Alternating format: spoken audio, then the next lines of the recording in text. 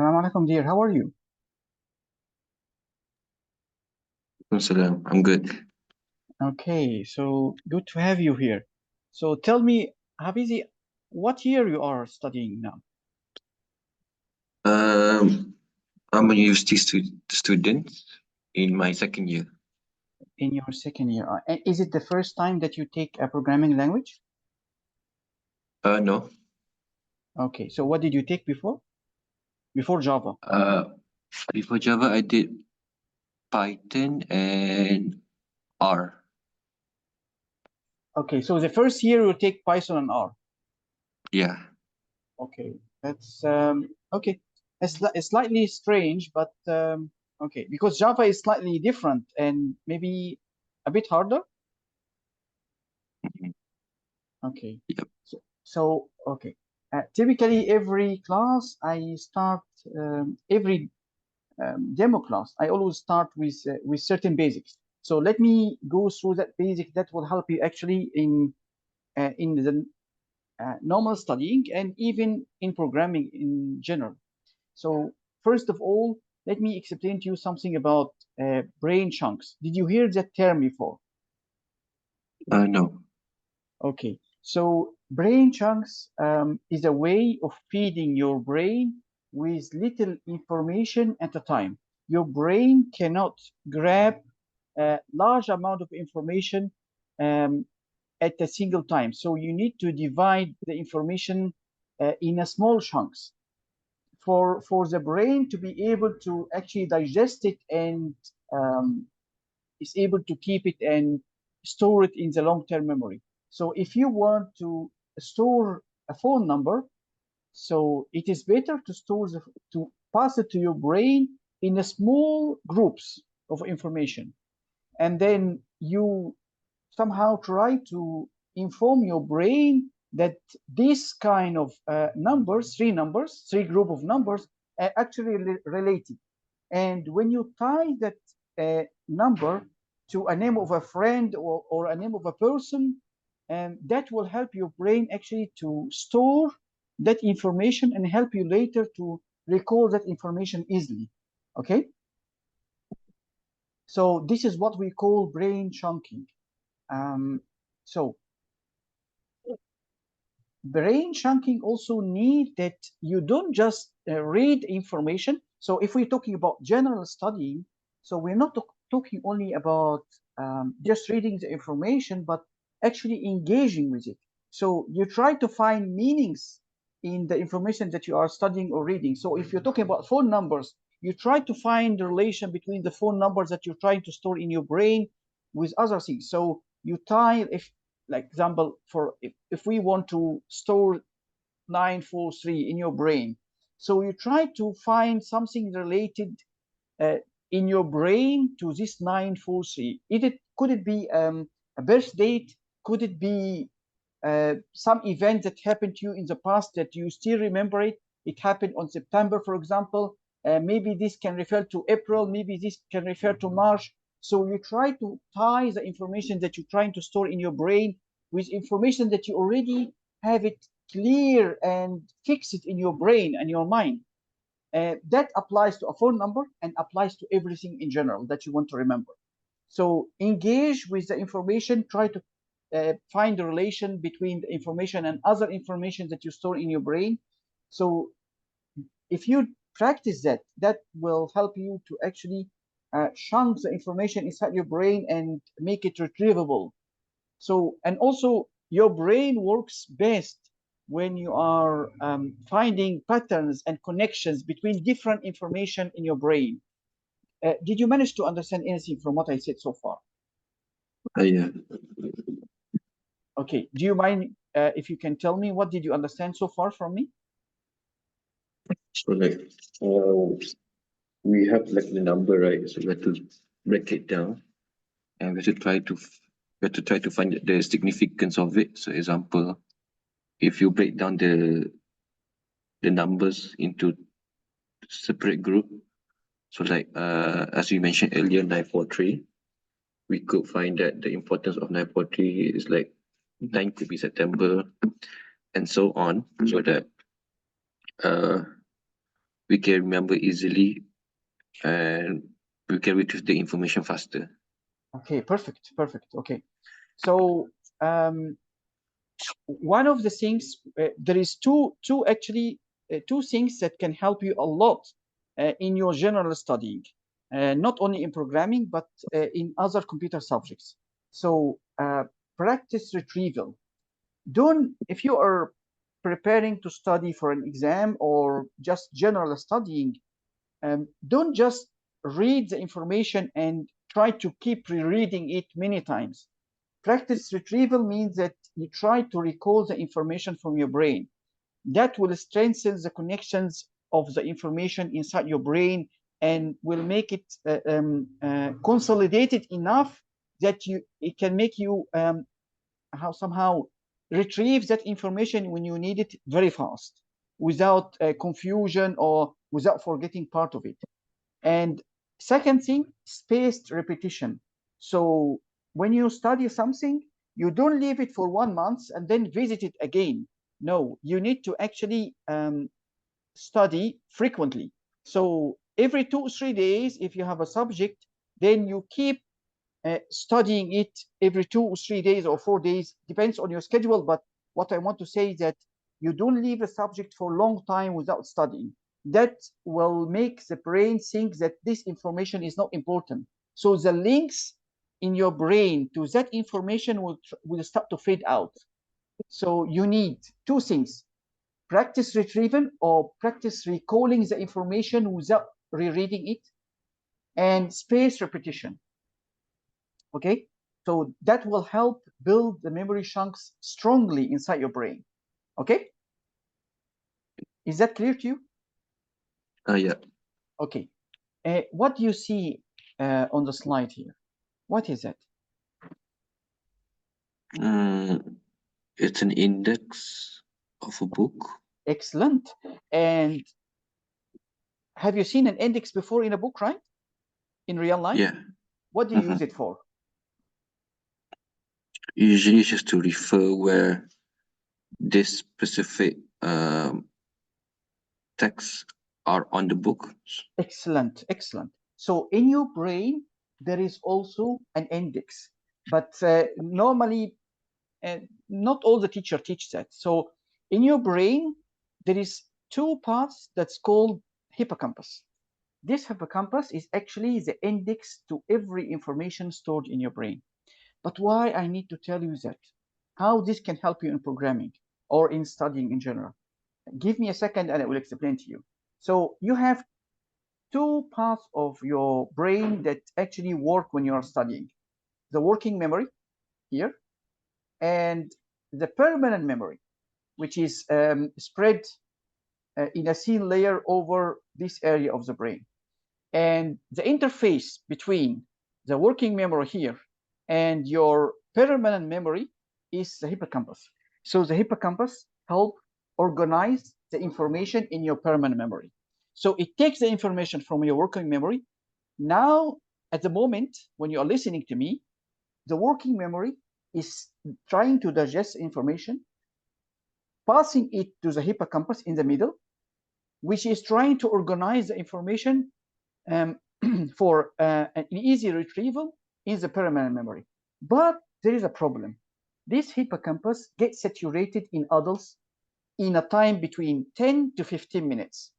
So teachers who typically study this kind of information, what they tend to do is that every 10 to 15 minutes, they will take 1 or 2 minutes in silence. They will use that minute or two in checking a book, checking syllabus, cleaning the board, for example.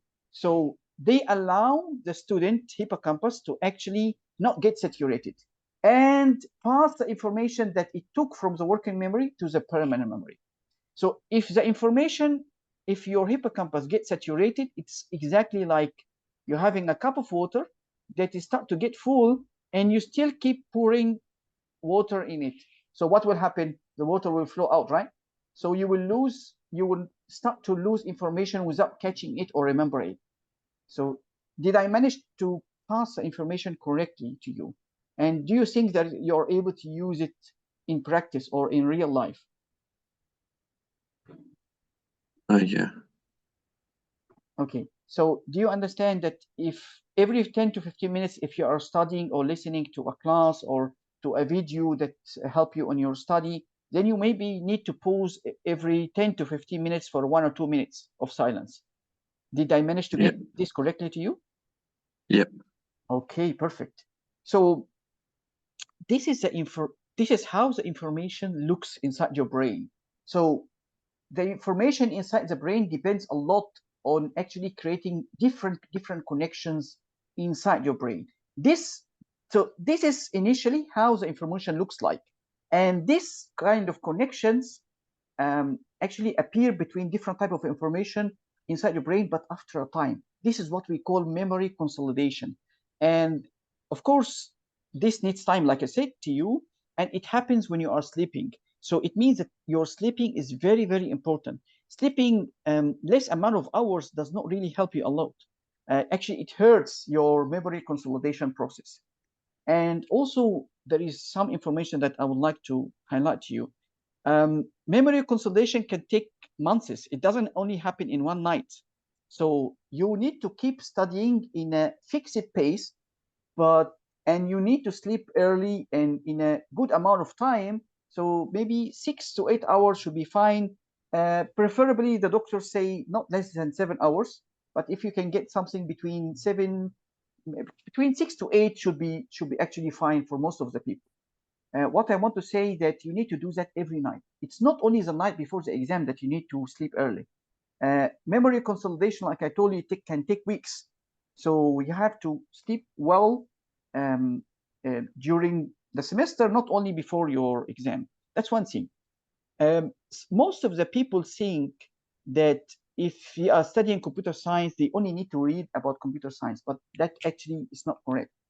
It is known, the study said that if you always read about useful information, even that it's not related to computer science that you're studying, that will give you a better ability in brainstorming and will also help your brain to become creative, which means that you are able to solve problems easily. You can find right solution faster and easily. So the studies say like that.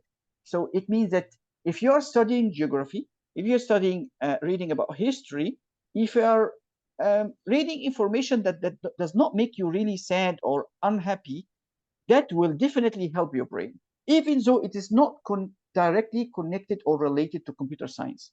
But of course, if you're watching TikTok videos that consume a lot of memory inside your brain and does not really add value to you. So of course, if you are watching something useful, that is good for your brain. So watching just normal videos just to pass the time actually harm your brain. But if you read articles, even if it is not directly connected, in general, that increase your knowledge and help your brain build connection between different information. And at the end, this boosts your creativity. Did I make sense to you so far? Yep. Okay. Are you able to use that in your study? Yeah, I hope so.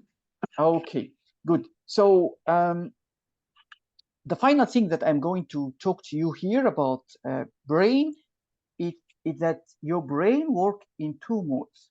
Most of the people does not know about this information, but actually smart people study it and make use of it. So your brain at the moment when you are listening to me is in the focused thinking mode. Okay, so you are accepting and uh, um, taking in information from me, and your brain is focusing. But when do you need the other mode of thinking, which is called diffuse thinking mode? This diffuse thinking mode is helping for solving problems. So, or even finding a creative solution for a problem. So, how you actually can activate that kind of thinking inside your brain, which is the diffuse thinking. This is only activated when you are relaxed. Your brain is not thinking about anything. That's why sometimes you can find solution for problems when you are sleeping sometimes, or maybe when you are taking shower. when you are just walking beside the sea, just relaxing, not doing anything. You close your eye, you just move your leg without thinking about anything, or even sometimes they distribute in conferences a soft ball that you can keep squeezing with your hand. So that will help you not to think about anything. Just keep squeezing the ball in your hand, and that will actually put your brain in the diffuse thinking mode. So that is actually very good for solving problems. So typically, before I know that, I was working as a programmer for last 20 years, so I know that very well. When I am having a programming problem, I take that personally. I take it as a challenge that it cannot get me defeated. But this is totally wrong. When you're having a problem, and you spend maybe 30 minutes or more trying to find a solution for it, you cannot find a solution, you need to stop actually. You need to stop, you need to start triggering the diffuse mode in your brain, and or even do something totally different. You go to eat, go to drink, go to have some coffee,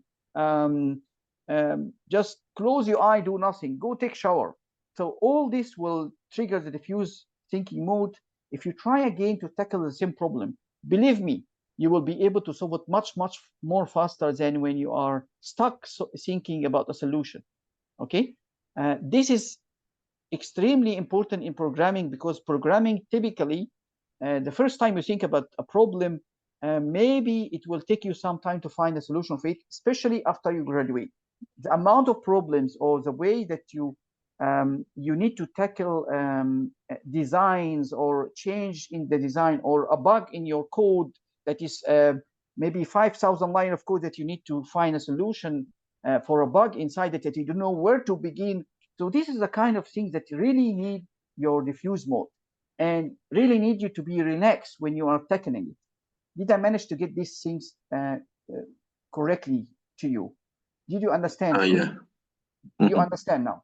Okay, good. Yep. So, okay. What I want to say at the moment, I will not talk about projects at the moment, but let me go directly to the classes and how you can find resources. So for every class that we're going to actually deal with or have, I typically dedicate one blog post with a fixed URL for the student, and typically this post will have updated information about every class. So you will find the class summary. Typically takes sometimes between 36 hours to 48 hours after every class, and you will also have the recorded session for every part of our class. So typically, if we have an hour class, you will have two class recordings, and that will be uploaded and linked inside. Also, the link here, you will have the class slides and even the exercises for every class. So programming, I try to teach programming to a lot of students with different backgrounds inside Malaysia and outside Malaysia, and even to people who are even studying master.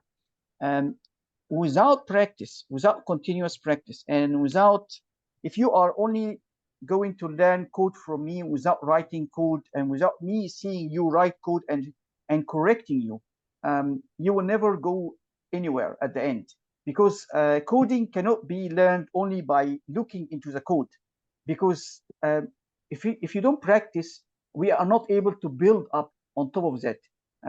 So with programming, it's like scaffolding. You are building every lesson you are building, you are reaching, we are trying to pull you to a certain knowledge or certain level. If you don't practice, if you don't write code, and only take a look at the slides, if you maybe wait doing this for one or 2 months, then you will give up. You will start to give up on the subject. So from the experience with students, if you practice with me every class, and if you do the homeworks that I give to you, I can guarantee you that you will not be less than 90, achieving 90 out of 100. in the coding. I have seen that with many students inside and outside Malaysia. So typically the slides will be stored in a Google Drive specifically for you, and the links will be on the URL that is dedicated for you. Typically, like I told you, the recorded classes will be uploaded, so you are able to watch it at any time. Sometimes, if the assistant have time, then they will write a proper description for every class. Sometimes it takes time so that we are able to send the resources to you faster. So it takes time to actually write the description, but the title and the class number is actually given always to you, and even written on the recording of the video. Did I make myself so far clear? Yeah. Okay. So did you deal with Replit before? Is it the online coding platform? Yes. Yeah. So most of the teacher use that because I'm able to share code with you, and you are able to pass me links to your solution answers. And so every student typically have kind of Replit repo dedicated for their classes. So I'm able to share with you classes. If I write a code for you, so typically I will pass you a link of the code inside the post that is being updated. And if I pass you an exercise that is written also on that repo, so also you will see it, a link to that Replit platform.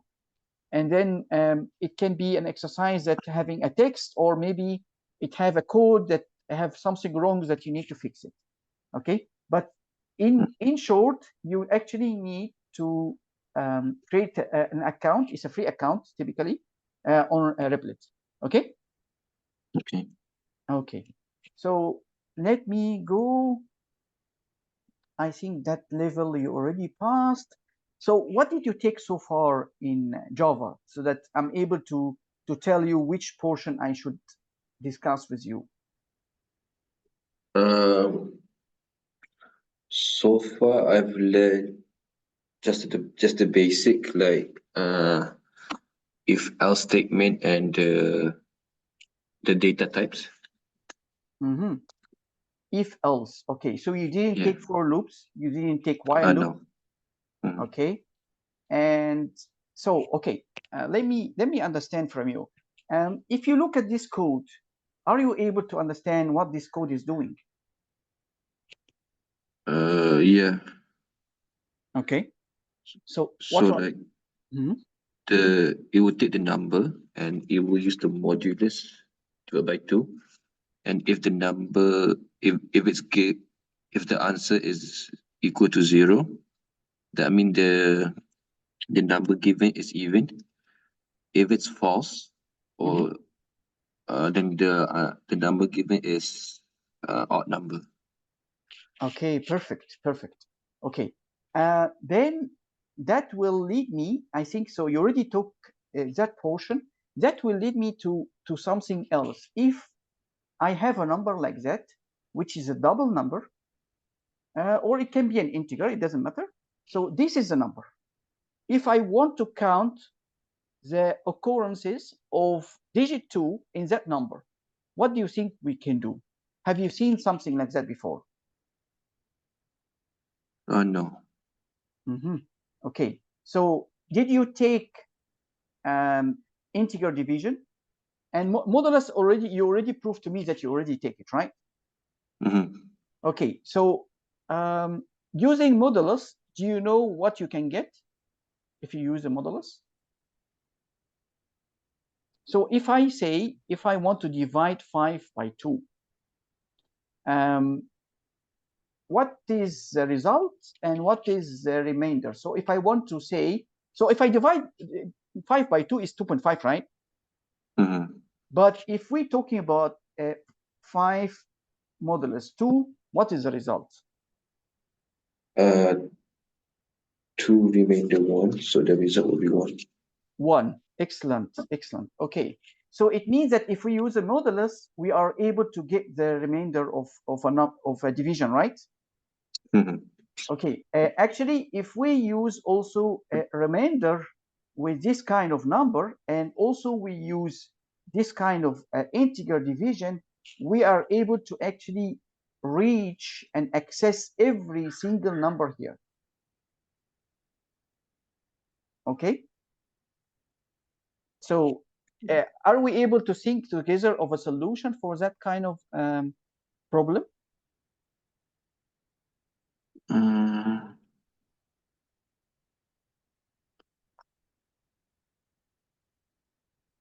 I'm still not sure. Okay, okay, and that is totally fine. But I would say, let me see. What should we do? Do you have access to a place where you can write a code in Java? Yeah. Okay, so I will let you share your screen, and then we think together how we can achieve that. Okay. All right. Okay, you can share your screen, and then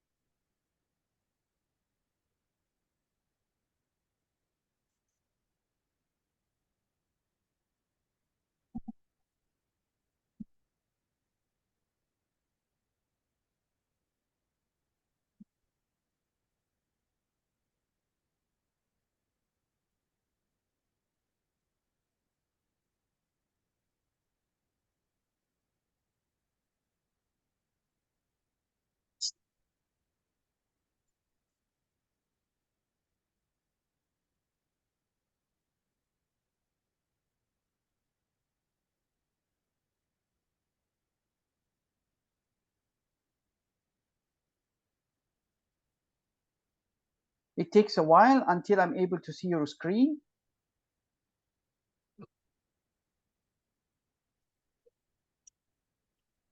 Okay. So, are you able to define a variable, and then I will pass you the exact numbers that you need to put in this double variable? Give me a second. I will pass it to you on your WhatsApp.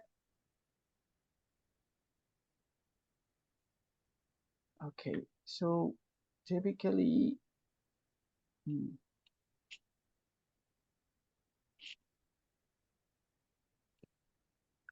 yeah, I started to see your screen.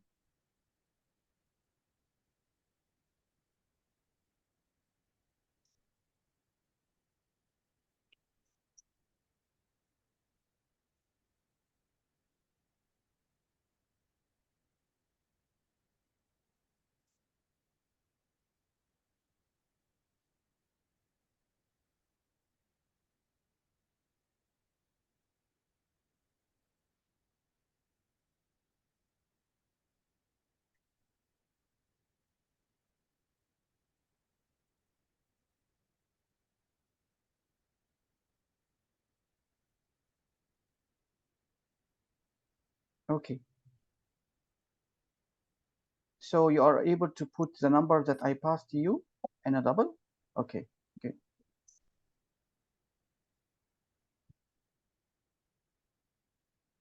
Seven, 1, 2, 4, 2. All right. Okay, so do you mind if you do modulus operation against this number and print it out?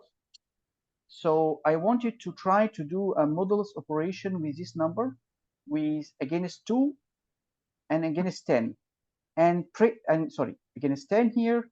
So this is a number. So I want you to say number,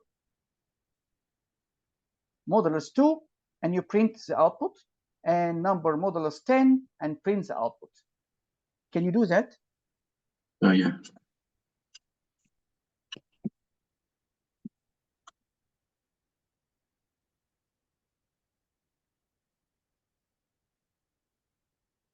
You can put that in a print statement. So system.out.println.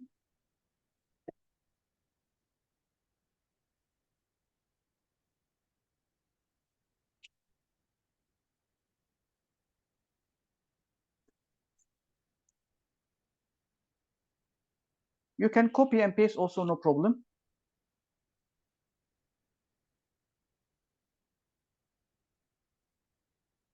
Excellent. Try to run, please.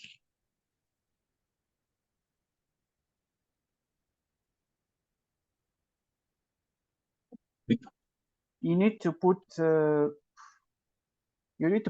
public static, I believe, before the.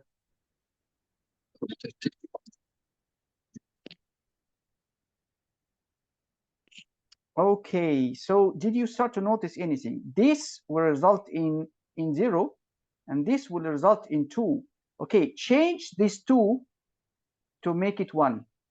The last number here, 2. Change it 1 and run again. So did you see here something? So it means that this, especially this, actually follows the last number. If you put this 9, change this number to 9. Run. So this always follow your last number. So it means that we are able to get each number. So at least, not each number, but in a way that we are able actually to get the last number here, if we're using that kind of modulus. Am I right? But we are having it as a double number. Do you know how to convert from a double to integer? First int, right? Yes, perfect, excellent. So are you able to get me to write something like integer digit equal, and then you do this modulus operation, and then you do this casting to convert from double to integer so that it can be stored here. So you have to do something here, and then you have to say number modulus 10, like that. So write this, and I leave that for you to tell me what to put here to convert from double to int.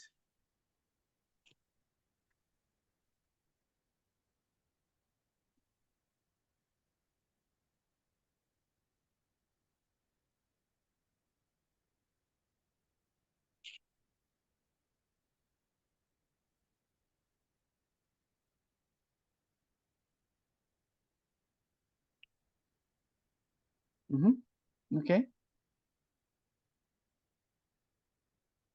Try to print the digit so that we are aware of, instead of, on line 8, you can change that to printing digits. You can also, put.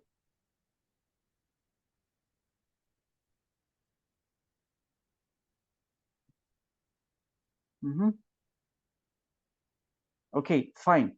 I would say at the moment, instead of doing so, just put between brackets int.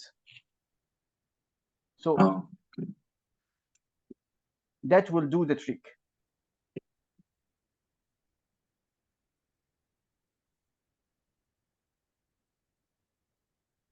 All right. So now you see we are able to get 9, and it's an integer, right? Okay. So what did we say here? We said that we want to check the occurrences of 2 inside. How many 2s in digits inside that number? So now I get you the last one. So what you're going to do to check if it is equal to or not? using if else, if Yes, the last perfect. number. Yes, Yeah. perfect. Do that. Yes. Show me how we're going to do it.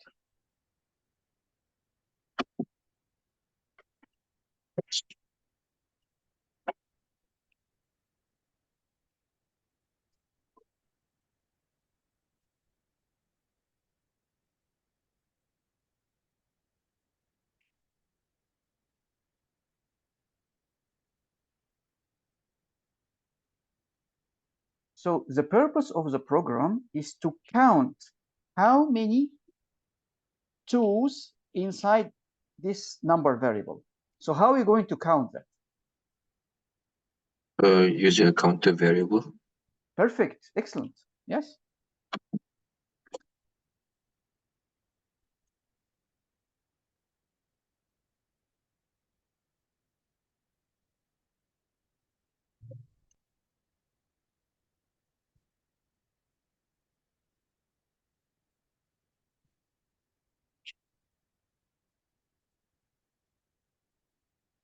Mm-hmm.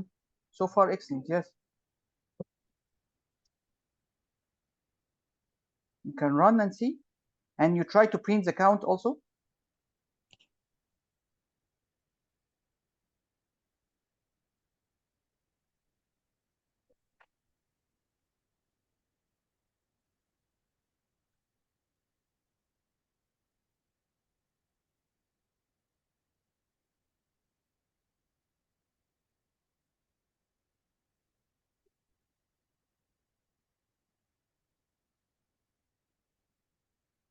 So it doesn't print any count, right?